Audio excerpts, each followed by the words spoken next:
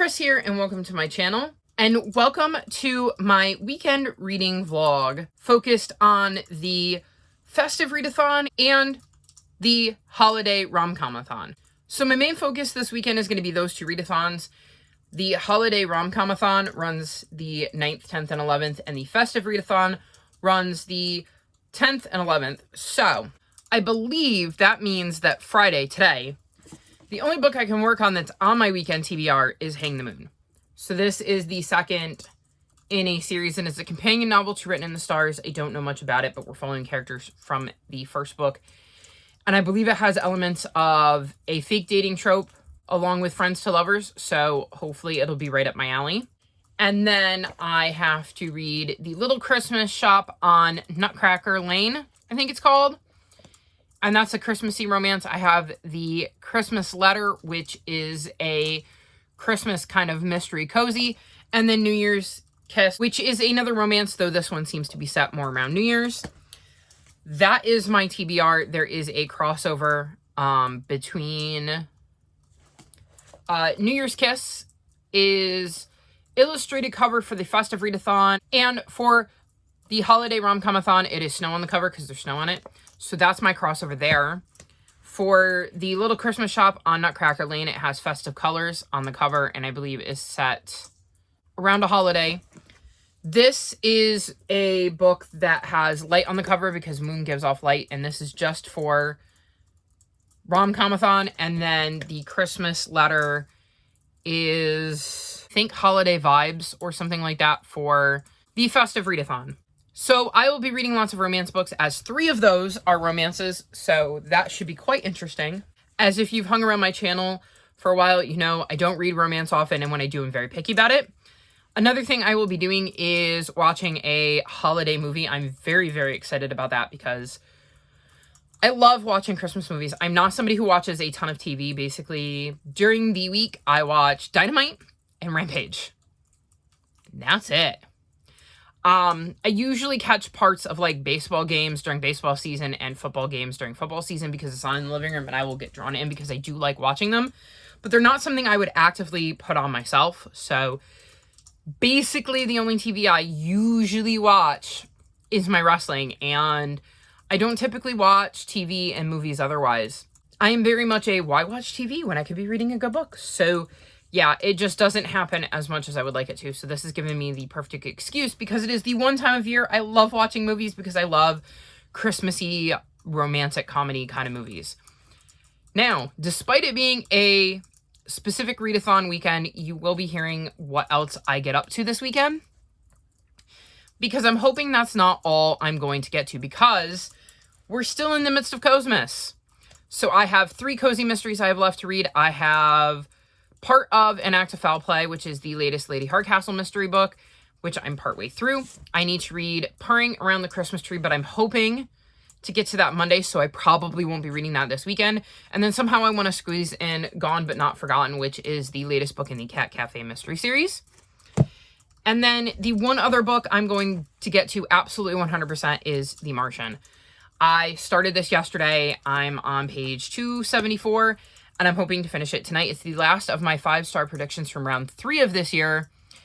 And I'm trying to wrap up rounds 3 and 4 in the next few weeks. So I made it a point to pick it up because I'm hoping I can pop the vlog out for this later today, which means I need to finish it, film the clip where I talk about how I feel about it, and then edit and upload the whole video. So we're going to see. That's the goal. Is I'm going to start this, and when I get done with this, then I will move on to this, since I can't read the rest of my TBR until Saturday because they're for the Festive Readathon, and that doesn't start till Saturday. Hopefully that makes sense.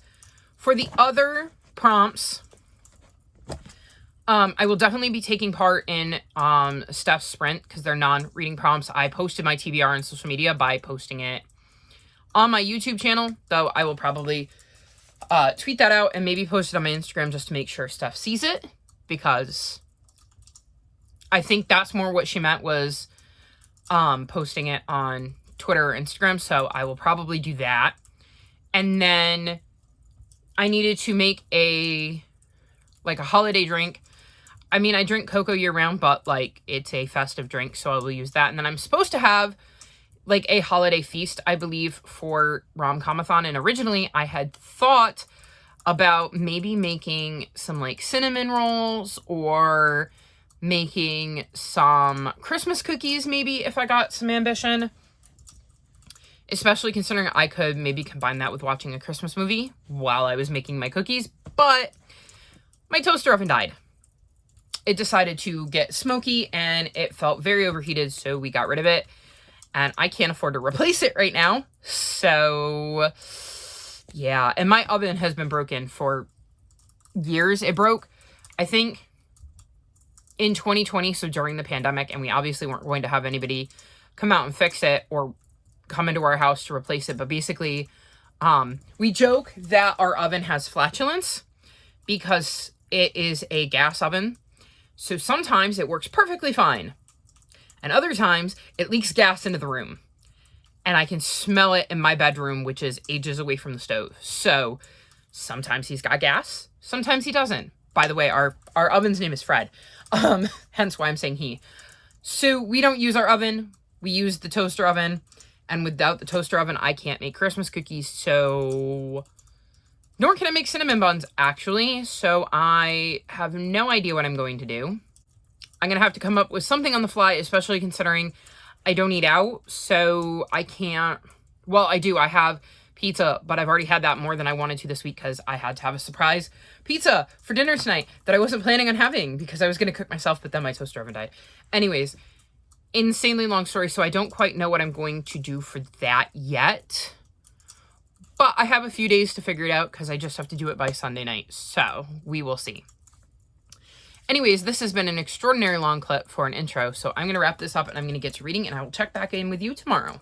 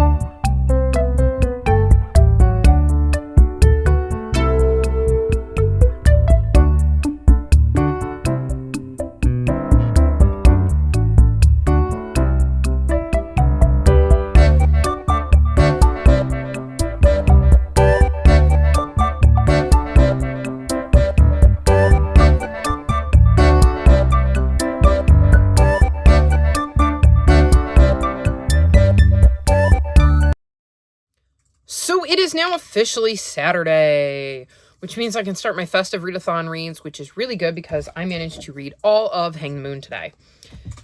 So this was my prompt for Light on the Cover for the holiday Romcomathon, and it is the sequel to Written in the Stars. So I went into this book knowing it was going to be spicier than I want because I like my romance books as bland as you can possibly imagine them. And it definitely was. And I found it more off-putting in this book than I did in the first one. So this book gets 3.75 stars from me.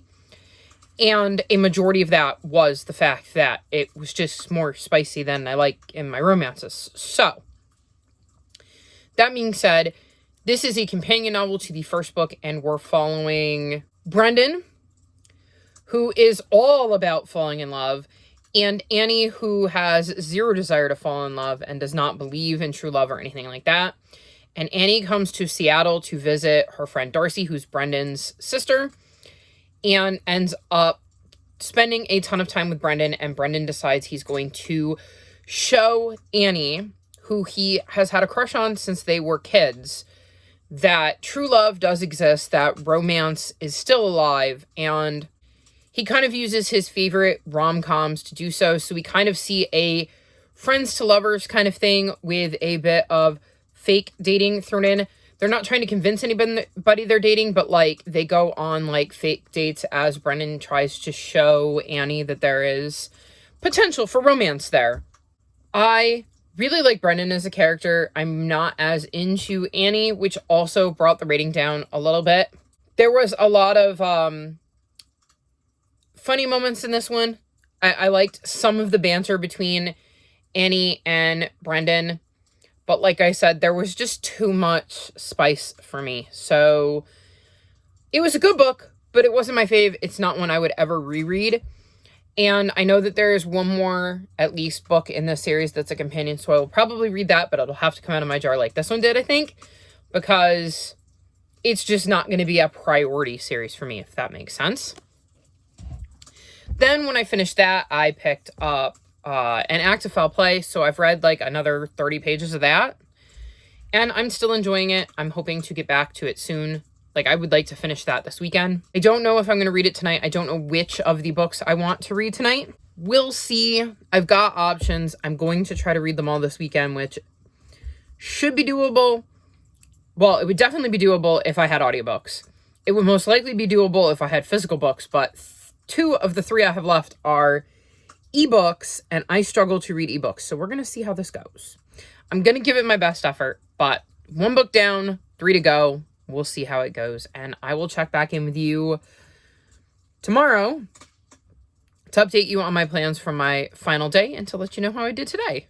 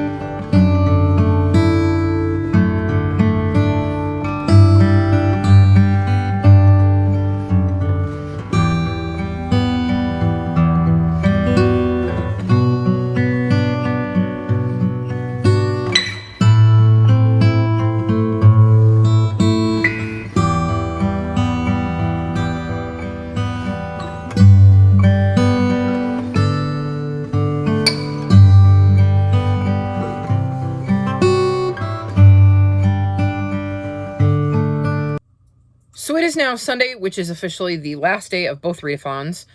I managed to get to page 229 of The Little Shop on Nutcracker Lane.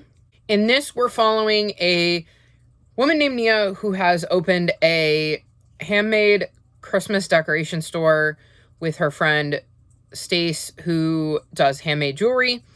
And they've finally gotten to be a part of the famous Nutcracker Lane. Unfortunately, Nutcracker Lane has been going downhill lately, and the owner, who they've dubbed Scrooge, is trying to pit the owners of the various shops on Nutcracker Lane against each other, so it's not the Christmassy vibes that Nia remembers from her childhood. And the night before the opening, because these shops are only open for the holidays, so the day before the opening, she ends up making a wish on the Nutcracker after being cheated on again, that she can kind of find her Prince Charming. The next day, the only empty shop on the lane is suddenly open and full, and she ends up accidentally breaking a Nutcracker and flees to tell Stace about it, and when she goes back, finds James. And he has a broken arm, so now she's wondering if the Nutcracker maybe did grant her wish, because James certainly looks and acts like a Prince Charming. So we've been following Nia and James and their relationship, and I'm really enjoying it. It's very cute. It's very Christmassy. I definitely have all of those holiday Christmassy movie vibes, which is what I love in my Christmas romances. And I'm flying through it for an ebook. I would be done with this if it wasn't an ebook. I read ebooks so much slower than I read regular books. So my plan is to finish that and then dive into either Christmas Letter, which is also an ebook, or New Year's Kiss, which is the other book I need to read. Tomorrow, I plan to bust out a Christmas movie. And while I'm doing that, I hope to have some sort of Christmas snack. I'm trying, but like I said, plans changed and, well, I can't control my toaster oven dying, so we'll see what I get to for Christmas feast. And then I'm going to decorate my tree, which I haven't put up yet, but I'm going to decorate my tree while I watch my Christmas movie, drink my hot chocolate, and hopefully have my Christmas snack. So expect some B-roll of that. And hopefully somehow, some way, manage to finish all of these books. I think I may have bit off more than I can chew with trying to cram a ebook into one weekend, especially considering the Christmas Letter is also an ebook, but I think that's on the shorter side, so hopefully that'll go a little bit faster. We'll see. I'm just pleasantly surprised by how much I'm enjoying this romance, considering the last romance I read I hated. Well, not hated, as you know, I've talked about it, but it just wasn't what I wanted it to be. And this one so far is ticking all of the boxes. So here's hoping, fingers crossed, that it continues to give me all of the Christmassy, bland, not spicy, holiday, romancy vibes that I'm looking for. And hopefully the other two work out really well too. So I will check in with you tomorrow night to wrap this up, and we will see how I did with my choices.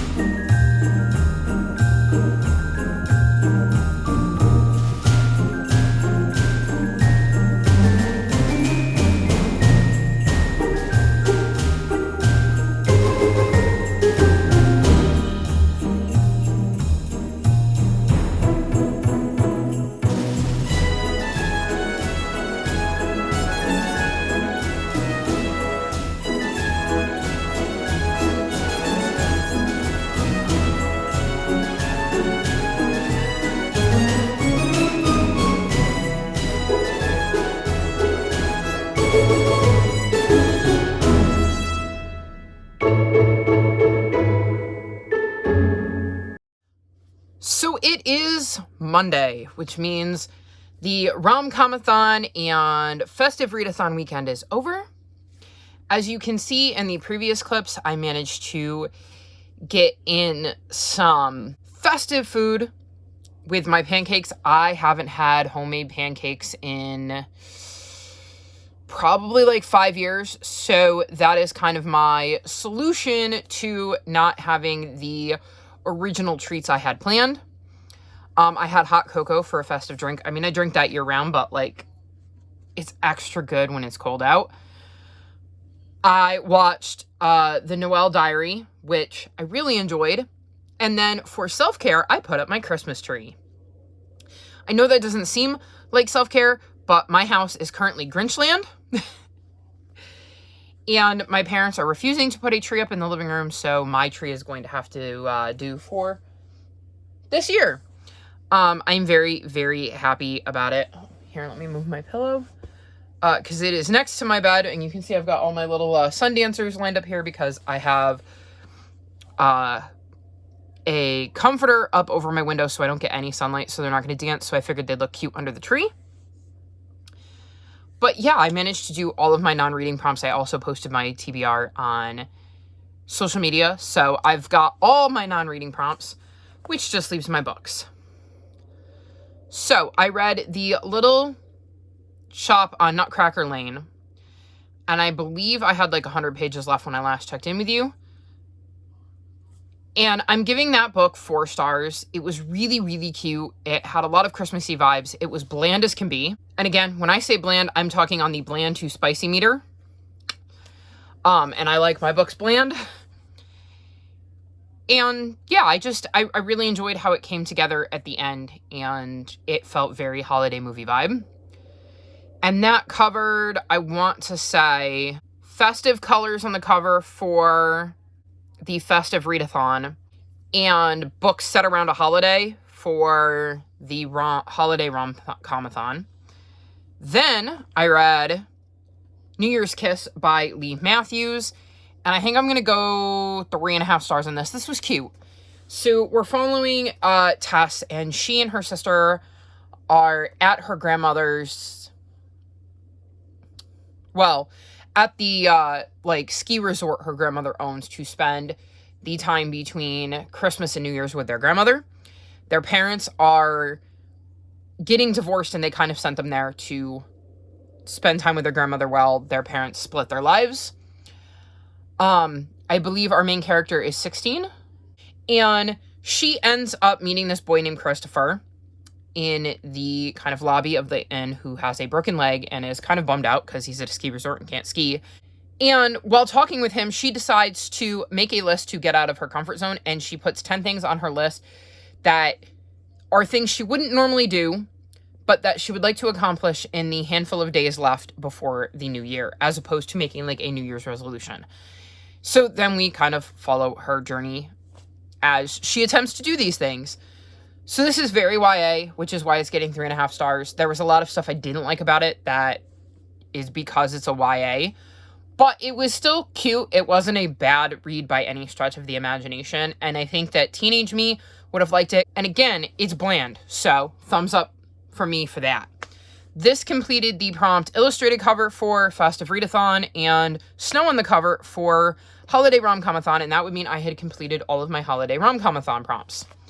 Then I read The Christmas Letter by Kathy Daly, and this was for Read a Book with a Festive Word in the title for Festive Readathon, and I'm giving this 2 stars. I did not enjoy this. I believe I'm also using this for ebook and for elegant font for the Reindeer Readathon. You're currently sitting on my computer, so I can't check my list because this is a very different angle. So I've got you like stacked on top of my computer. So I think that's the prompt it counts for Reindeer Readathon. And I don't know that I used it for anything else. It's totally possible. I can't keep track of everything. There's just too many readathons. But if you've watched my videos, you might know, because I did TBR videos for all of my major readathons. But anyways, in this book, we're following another Tess, and she is a mail carrier, and she is out on her route with her dog Tilly when they come across a body of an elderly man who's been shot. And the main suspect ends up being her best friend's boyfriend, and the best friend convinces her to look into it because she doesn't believe it could be the boyfriend. So, this is a 152-page cozy mystery, and I think that definitely caused it to suffer because everything felt rushed. The mystery felt rushed, the motivations felt rushed. I wasn't a huge fan of Tess. I hated her best friend. I just felt absolutely no attachment to any of the characters, not even the dog or the kitten that she rescues in the book. They're just, I mean, 2 stars might even be generous. There was just nothing that I really enjoyed about this, and I think if I hadn't been reading it for a readathon or I had just been reading it for Phase 10, I definitely would have DNF'd it because, well, I didn't care. And I kind of had to force myself to get through the end. So yeah, and then like, I don't understand.